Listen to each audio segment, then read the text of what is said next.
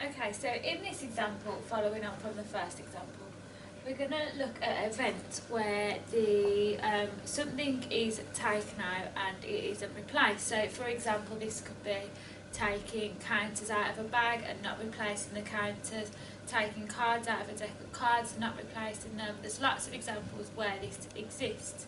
And in this sense, the two events are dependent on each other in the way that the second occurrence is dependent on what happens in the first event. Okay, so if we look at this example, we know that there are 7 red and 5 blue counters in a bag. Will takes out one counter and does not replace it. He then takes out a second counter. Okay, so when we're putting our probabilities onto the probabilities tree, we do have to take into consideration that Will does not replace the counter. Okay, so let's start with the first outcome of the event. So we know that there is 7 red counters and 5 blue counters. So in total there is 12 counters in the bag. Okay, so for examples like this, I usually like to present my probabilities as fractions, as it provides us with more of a visual representation of what's going on. Okay, so red counters, we know the probability of picking a red is 7 over 12. And then if we do 12 over 12, which is 1 minus 7 over 12, we get 5 over 12. So we know this is the probability of achieving a blue counter, 5 over 12. Okay? So now, when we move on to what happens next, when Will picks out another counter, we know that he's picked out either a red or a blue counter. We don't know which colour counter he has picked out, but we know he has picked out one of these counters.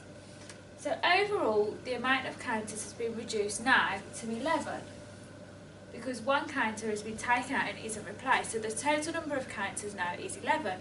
So the bottom of our fraction for each of these occurrences is now going to be 11. So let's just write the denominator of the fraction onto each of these branches. 11.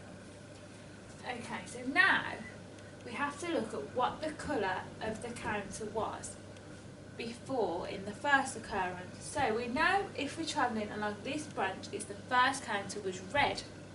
So if one red counter has been taken out of the bag, we know now that the amount of red counters is going to reduce by 1. So previously there were 7 counters and now there is only 6 counters that are red. So now we can put our numerator onto the fraction, as we know there is now only 6 red counters because a red counter has been taken out of the bag. Okay? Let's do this again. So a red counter has been taken out of the bag and now we're going to pick a blue counter. No blue counters have been taken out of the bag, so the same number of blue counters still applies.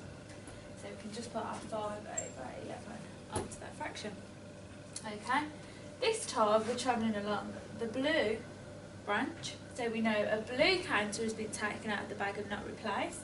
So we can apply this same logic. Red, no red counters have been taken out, so the same number of red counters remains in the bag. So we get 7 over 11.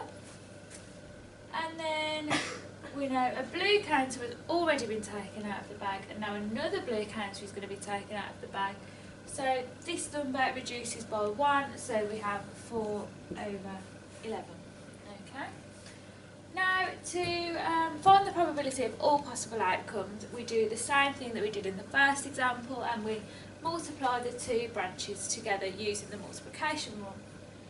Okay, so when we're multiplying fractions, we know that we simply times the top of the fraction and the bottom of the fraction together. Okay, so we know all of the possible denominators are all going to be 12 times 11, and the answer to that is 132. So we can write in our denominators for the fractions.